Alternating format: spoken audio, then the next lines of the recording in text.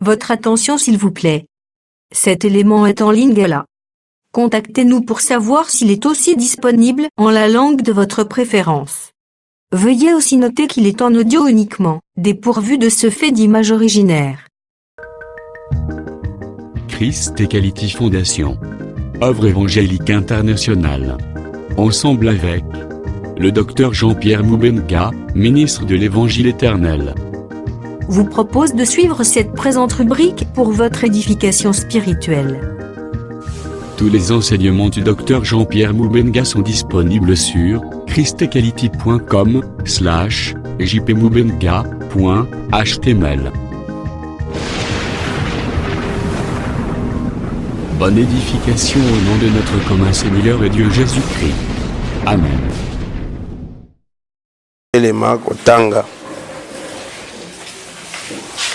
Matthieu 22,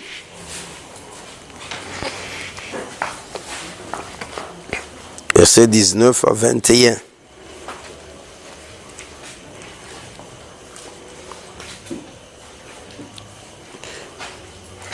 Montrez-moi la monnaie avec laquelle on paye le tribut.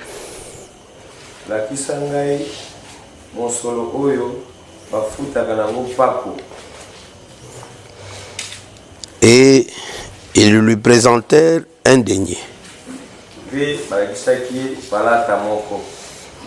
Il leur demanda: de qui porte-t-il l'effigie et l'inscription?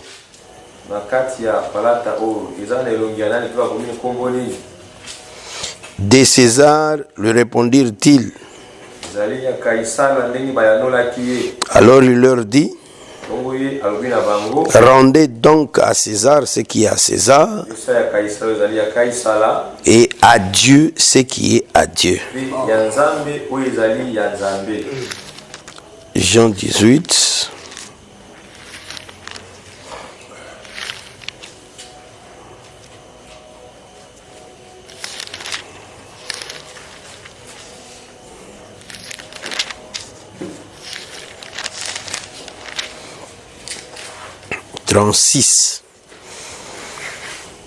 Mon royaume n'est pas de ce monde. Répondit Jésus. Si mon royaume était de ce monde, mes serviteurs auraient combattu pour moi afin que je ne sois pas livré aux Juifs.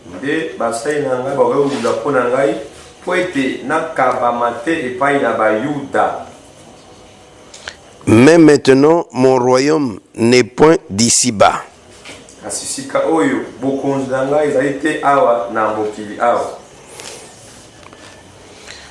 Nous prenons Jérémie 29.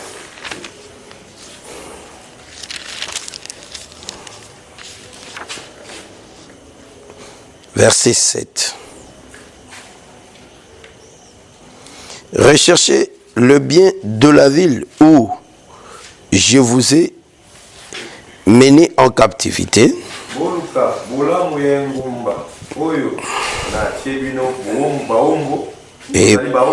Et priez l'Éternel en sa faveur. Parce que votre bonheur dépend du sien.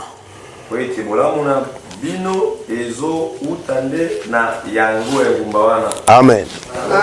Nous pouvons nous asseoir.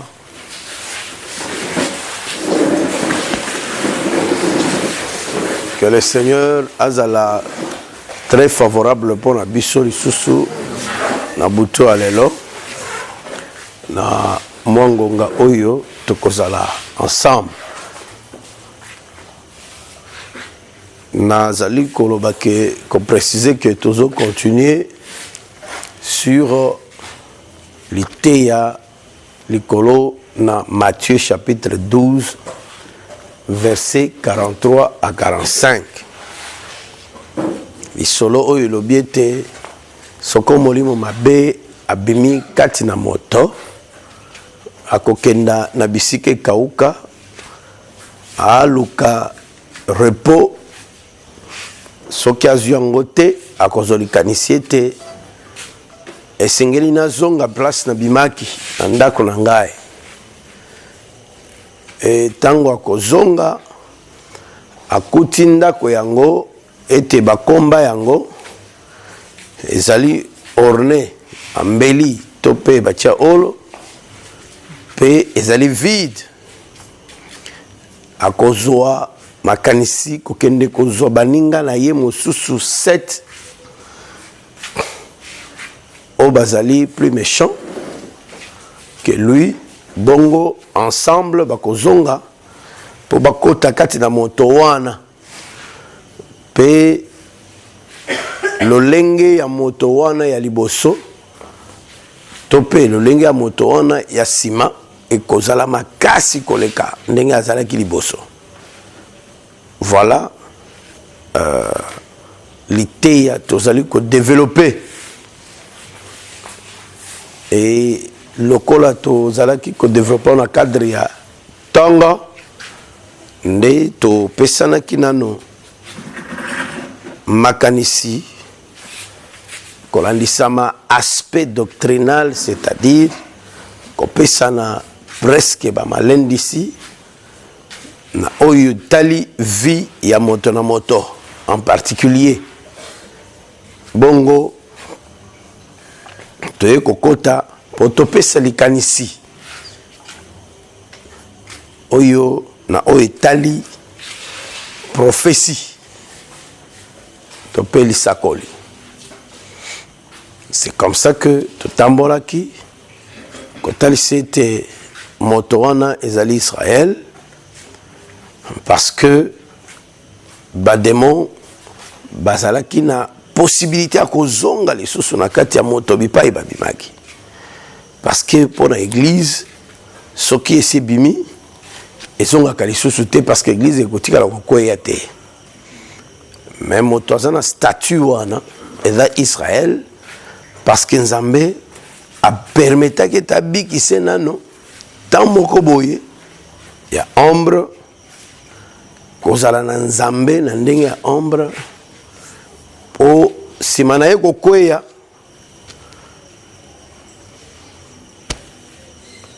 sima na ye kokweya to pepe sima na ye kokangolama aya Nzambe aya ko récupérer ye lisusu net repêchage.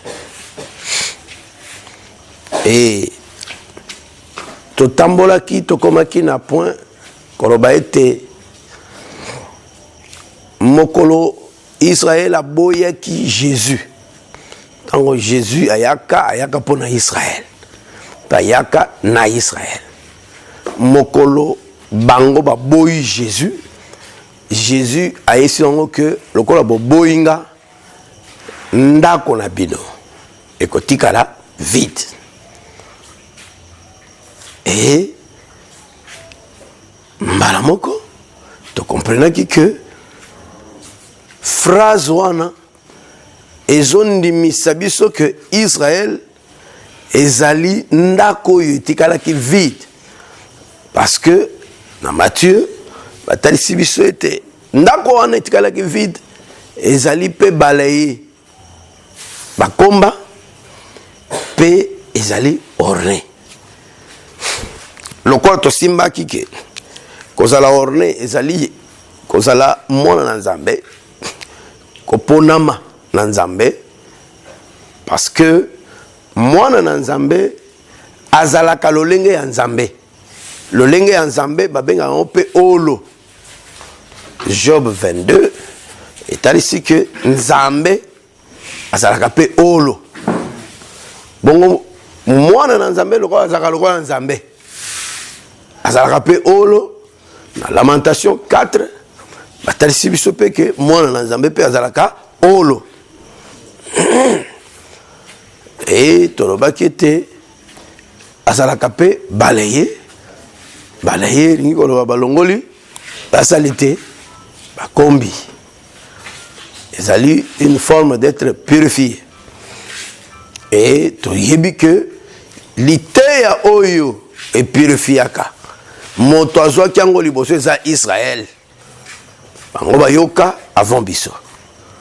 nzoka tango bayokaki atako bazalaki baptisé du Saint-Esprit te kasi bazalaki purifié. Tomoni yango wapi? Jean chapitre 13 epai wapi Pierre lokola elili na baninga na yo bazalaki badisciple balandaki Jésus. Yesu alobi déjà vous êtes purs par la parole que vous avez écoutée. Alors que malgré que bazalaki pur mais batikala ina kozala baptisé du Saint-Esprit te. Et donc muto kozala pur mais sans être baptisé du Saint-Esprit. C'est pourquoi esengeli moto comprendre kozala baptisé du Saint-Esprit za nini na koloba en passant parce que ce qu'on zamba repesa lolenge toko dépiécer yango pour moto à comprendre qu'est-ce que c'est qu'être baptisé du Saint-Esprit. Mais awa nazali kosa la déclaration en passant que kozala baptisé du Saint-Esprit ezalaka ko confirmer boyokani kati na moto. Nzoka tango zoloba confirmer boyokani elingi koloba kokotisa moto kati na alliance nouvelle. Alliance nouvelle ezalaka confirmation ya alliance. Parce que alliance ezalaka ne alliance wana kala. Bongo ozu alliance ya kala wana soki ozo confirmer ozo tyango ndanga ne babengaka alliance nouvelle. Lolenge mususu na Bible ezali lokola eloko elekanaki na Genèse chapitre 15 tango sima ya kolala ya moi na lisolo ya Genèse 15 sima ya kolala ya moi Abraham mutu akamataki banyama akaboli bango biteni mibale aye komona ete myoto tope moto ba flamme de feu elekaki katikati na banyama oyo ezalaki partagé. Elobeli wana yango nde ezalaka baptême du Saint-Esprit. Elobeli wana yango nde ezalaka confirmation ya alliance na kati na moto. Alors nde tolobi que possibilité ya moto kozala ça purifié par la parole sans être baptisé du Saint-Esprit et s'appelle olenge oyo ebele ya bato bazali nzoka moto oyo azali purifié sans être baptisé du Saint-Esprit azali nano ko appartenir na Jésus te selon ma comme nyonso wana sont les Écritures. Alors mais eloko oyo esimba kibiso lisusu makasi oyo esalaki ete toumela ezali tango tosimbi kokende ya molimo mabe koluka baninga na ye soko nakei nazwi baninga seke nazo sangisa baninga wana kosangisa wana nde tobengaki boyokani. Sur le plan de la prophétie tomituni simana Israël koboya Jésus milimo mabe oyo etungisaki Israël tango ebimi ekei kosangisa baninga eza quand tolobi eza kaka banda baboyi Jésus nde mosala ya kosangisa eza nini ebandi eza boyokani. Écriture ya monene oyo esungi biso kozwa boyokani wana ezali Daniel chapitre 9 verset 27 natangi yango lisusu.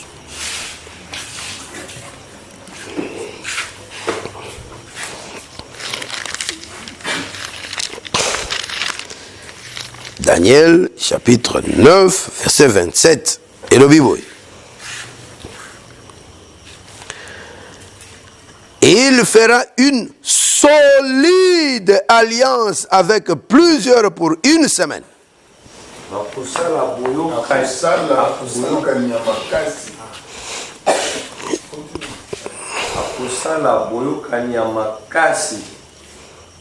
Avec plusieurs pour une semaine.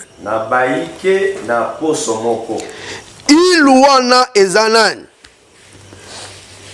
Ezali kolantisa malikomi oyo.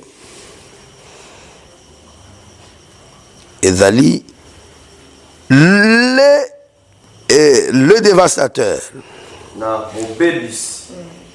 Obébisi qui est l'impie. C'est lui. Sobengi impie. Mon bébisi. Ezal ndenge mona esprit impur. Alors, Alobi. Et au milieu de la semaine, il fera cesser le sacrifice et l'offrande.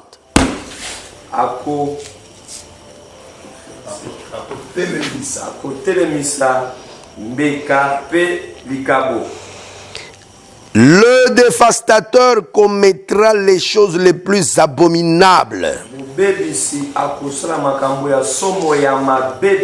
jusqu'à ce que la ruine et ce qui a été résolu fonde sur les dévastateurs.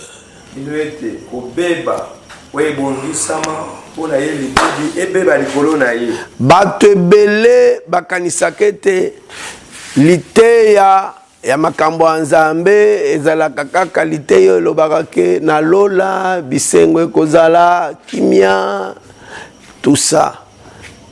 Mais kobosana te que tango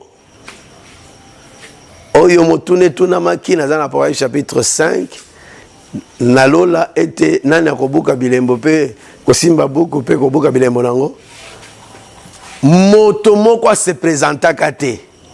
Mais tango ba parvenir kozo moto ya kofongola buku wana dès que abandi kofongola buku bamona te ke ote na lola bisengo eloko ebandaka ezalaki ete bamoni bampunda na bamatimpunda oyo bazwa kobundisa nde musala nzambe kososola mouvement ya monguna ezali kosanctifie moto.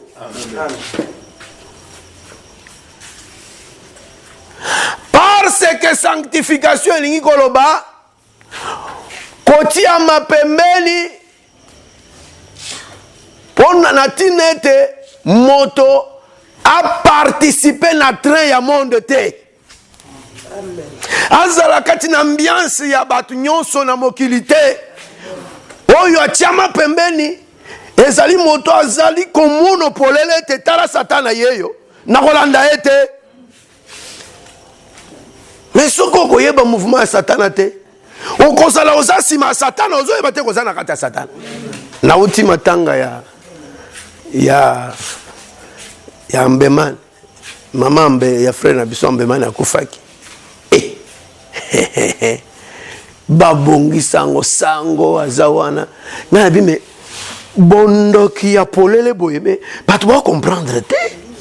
Bache bikeko bako beta banini bangongi biloko mais bondo ki penzo yo saka bonganga ozana nganga azana biloko na yazo sa mais bazo sala ngo ya polele batu bazo kumisa bazo kanisa kezanzambe.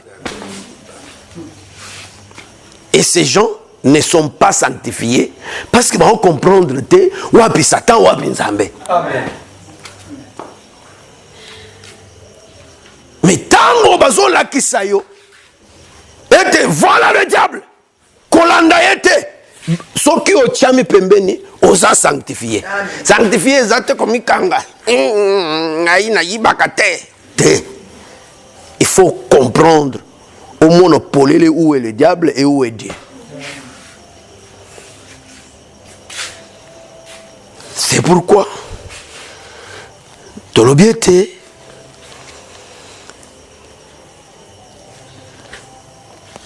Pendant une semaine, motoyo impie azali qu'on représentait Satan lui-même. À cause de l'alliance na bato, alliance ezali à kosangi sa bato na kati na boyokani. Mais Mayele biso ezaki attiré sur expression ezali awa frère elobi solide alliance. Bapesi précision pour une semaine. Na Daniel chapitre 9, bazole bela biso ngonga ya 70 semaines pour na Israël. Pour ça ezali maman ata ozalaka mama bi popula oya popula ka biloko to babi 70 semaines bobeta kama solo atana ba mankoko wana bozolo bela 70 semaines ya magité eza eloko capacité eza bizolo pété eza facile oyebake soki balobi 70 semaines pour Israël, c'est pourquoi tu viens pour Israël, et zande programme Songolo Nzambe Azwaki pe apesaki angolo kwa projet pour na ko lobiko ya libota na Israël, pour na lobiko ya libota na Israël, pour na nini? Parce que Nzambe aponaki sous les cieux, sous les cieux, sous les cieux, nase ya moi, Nzambe aponaki libota moko boye babengi libota ya Israël, yango komaki lokola le seul libota ya Nzambe. Nzambe abandaki déjà kotambola na bango, asalaki semblant neti que à part Israël et libota na ye mususu ezalité. Mais nyonso wana tozobenga scène topé libongisi prophétique ya Nzambe. C'est comme ça que nakati nelobeli wana nde omoni Nzambe tango azotanda 70 semaines.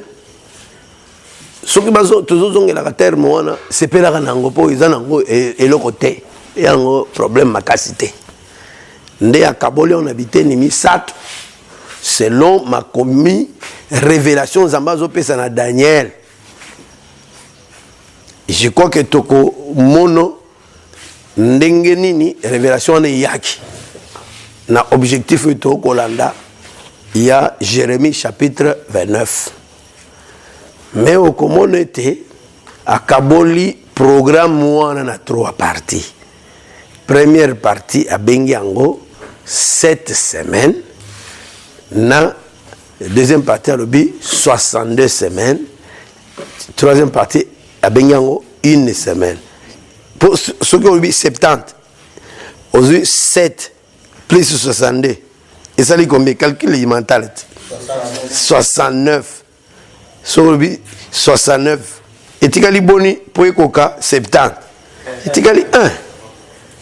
Donc ce que aujourd'hui 7 plus 62 au combien à 69 etikali kaka 1. Siko mayele oyo Nzambe apesa ki pona bososo li eza ndenge nini.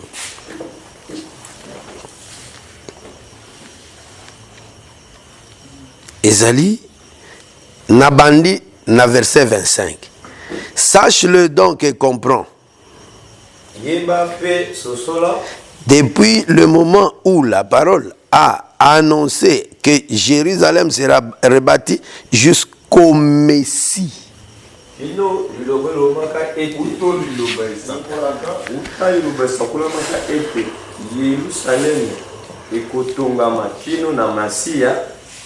Au conducteur. Ah, Thomas, le Messie, c'est le conducteur. Donc, moi, le conducteur. Donc, le conducteur. Donc, mon cambi. Cambi Zarambe, mon corps. Yes, Massia. Abi, il y a 7 semaines. Maman Hollandi, 7 semaines, hein? Et 62 semaines. Au sali calcul, et ça pèse combien? 69. Les places et les fossés seront rebâtis, mais en des temps fâcheux.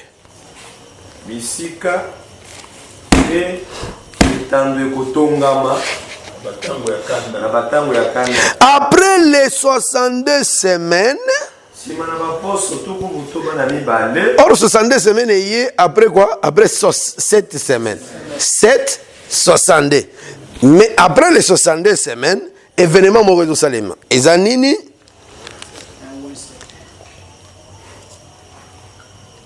le Messie sera retranché.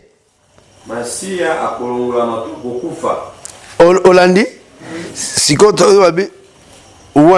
ton Messie à Rokouf, Makambo yende Rokuto nakati ya Acte chapitre 4, Oyezali ko interpréter Psaume chapitre 2, Oyo tozalaki pe ko analyser. Balobi batu basangana ki po baboma ouin. Ouin wana eza le Messie Jésus. Jésus a koufi mbalami balete, a kotika la paix au koufa mbalami balete. A koufi selon les Écritures une fois pour toutes. Moto nyonso oyebi mukonini yeso kufaki. Ezali na occasion nini? Na occasion que Israël a reconnaître ETP aboyé. Na otikoloba ngwawa. Otikoloba ke Outo Israël a boyé qui Jésus a confirmé que ndako ya Israël est kotika la vide. Au même temps on a lycée ya démon ba yebiso que démon ayaki akuti ndako wana ke za vide. Et ça vide parce que un ouin est retranché. Ouin a retranché par rapport à quoi? Parce que ba reconnaître yete. Aboye. Omoni ndengo zo kamatango, okotisango e fandi kimia. Un ouin sera retranché. Alors, nde balobi bon. Balobi. Et il n'aura pas de successeur. Phrase oyo eloba mipamba te. Tango ouin bakolongola ye mokitani na ye akozala te. Esi boolanda ngai balobi yango pamba te. Balobi yango po Nzambe azalaki deja kofongola biso liso ete sima ya Jésus ekoya na bato moko balobi ngai naza remplaçant Jésus. Et tango komona bato wana timbela bango kolanda bango teo sanctifie toi.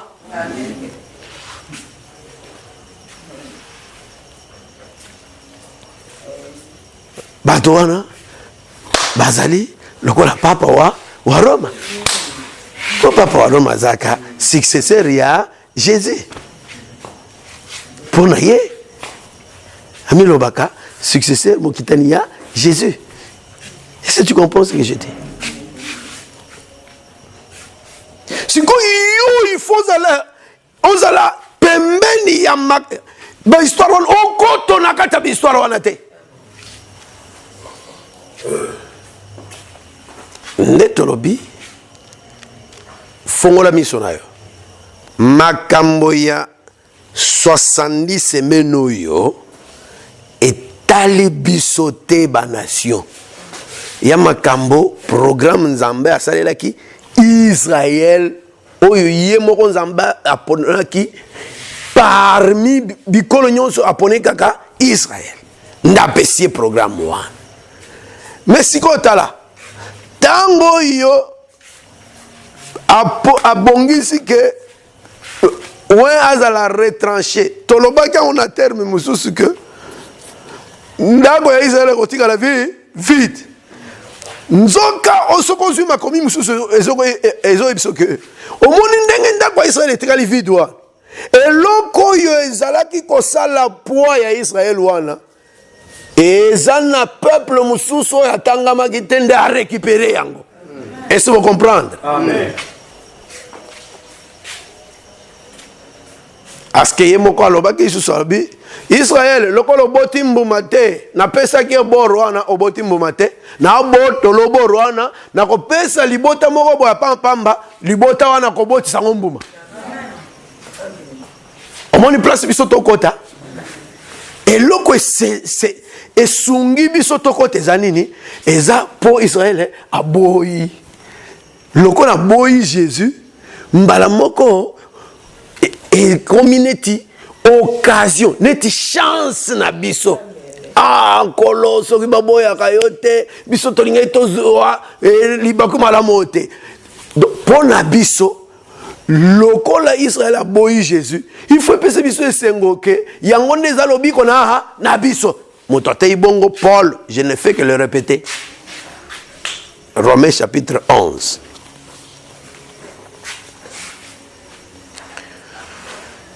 C'est comme ça que, par rapport à Israël, dernière semaine, depuis que Israël a boy, vide koti, vide ouana, ne Bible ezo benga ngope brèche. Eza vide, otiki vide, bale koti po otika kinini, vide, brèche. Et brèche wana nde salete biso bikolo tokoma to récupérer nzambe ya Israël. Nzambe biso to sambele za nzamba Congo te. Nzamba Rwanda te. Nzamba Bangkok te. Te. Nzamba Baindo te. Nzamba Baindo aka Satan. Amen. Mais nzambe toko sambele za nzambe ya Israël. To récupérer nzamba Israël pour Israël a aboudeye 70 semaines et c'est nini eza stoppé to biso to récupérer to kodondo na nzamba bato soko batu nzamba banzambe baindo ayebise ke talabino boza bazoba boko sambela nzamba bato loba oui biso to defi nzamba bato yende to kodondo na yelelo nzamba Israël ndeto lobi boy solide alliance ezo salema pendant une semaine wana oyo solide alliance ezali eza semaine ya suka pona libota ya Israël.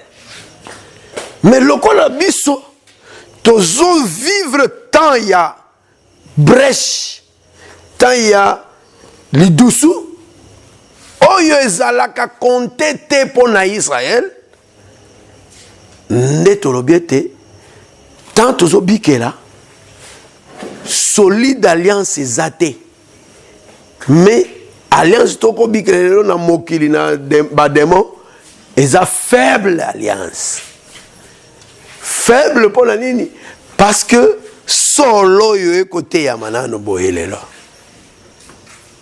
mais ekokoma solide alliance soki biso to sani biso église to disparaître dès que nzamba zozongela Israël ekokoma solide alliance.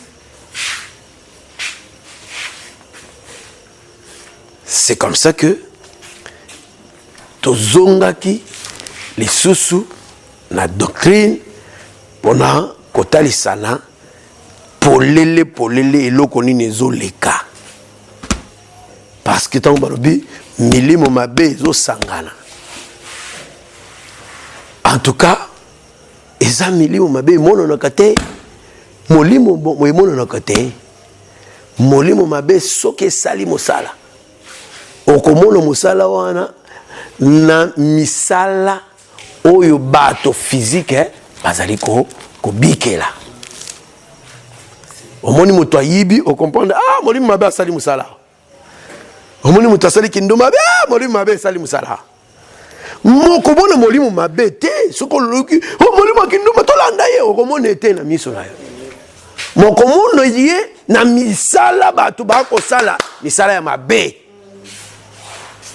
C'est comme ça que tobaki tout élément total lokola la révélation ezotala biso que Nathan tozali bato bakosangana milimo mabe esangana nde tolandeli milimo mabe mosala ekosala yoka expression tolandaki. Apocalypse chapitre 16.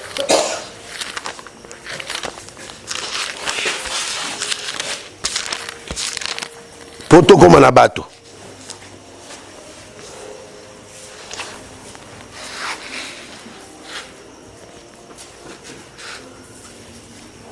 Verset 13. J'ai vu sortir de la gueule du dragon, de la gueule de la bête et de la bouche du faux prophète, trois esprits impurs, semblables à des grenouilles, car ce sont des esprits, des démons, ce sont des esprits, des démons qui font des prodiges.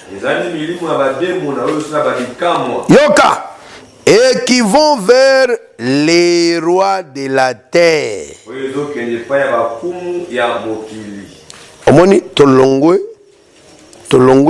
ba démon et comme na ba roi de la terre. Pour leur dire quoi? Afin de les rassembler pour le combat du grand jour du Dieu Tout-Puissant.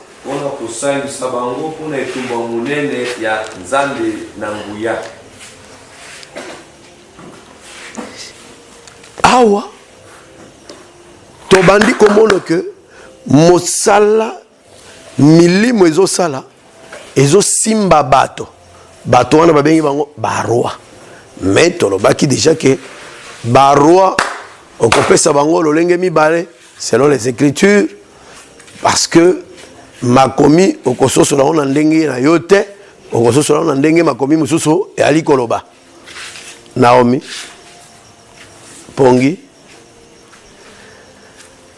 nde okomona que baroi selon Proverbe chapitre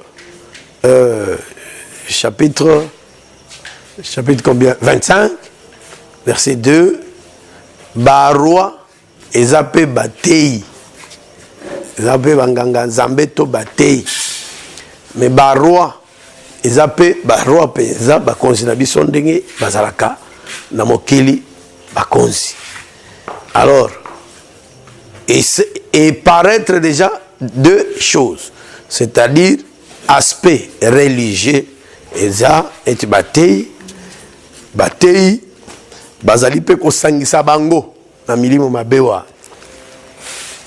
Or soko lobi batei ba représentaka bandimi donc eza bato physique bato ebele basangani à partir ya milimo mabewa na musala milimo mabewa bato ngo banani mingi pe eza bandimi parce que ezali batei na bandimi na bango.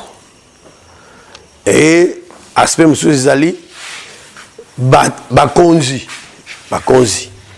Bible est ici après chapitre 17 que bakonzi ebele bamelande masanga ya mwasi ndumba wana nde babengaka le faux prophète.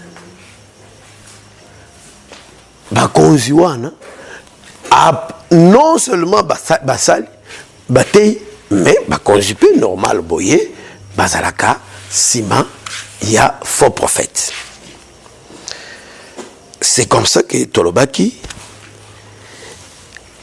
tosimbaki nano makambo oyo etali bomoi to mpe origine ya bato oyo tobengaki libota, e tokomaki na niveau ya kotalisa sikawa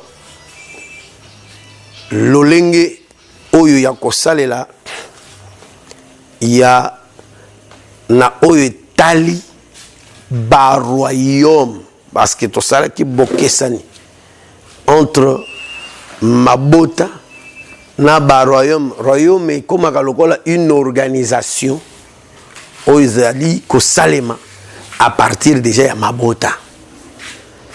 Alors ba royaume selon ba royaume ya mokili, Nzambe azotalisa bango pe ke ba royaume ya mokili wana bazalaka lokola banguna ya Israël.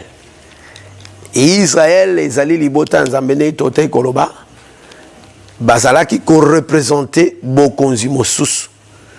Nde Yesu tango aye po Yesu tango ayaki azaki mwana Israël.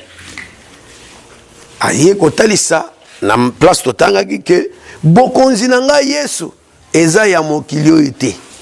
Mbala moko confirmer que bokonzi ya Yesu ekeseni na bokonzi ya bato na mokili boye. Et déjà na tongo totalisaki que bokonzi ya Yesu na bokonzi ya mokili ezali na conflit. Est-ce que bozola nanga? Eza na conflit. Eza na confusion. Conflit ezali. Allez, s'il vous plaît, au numéro suivant pour retrouver la suite de ce message.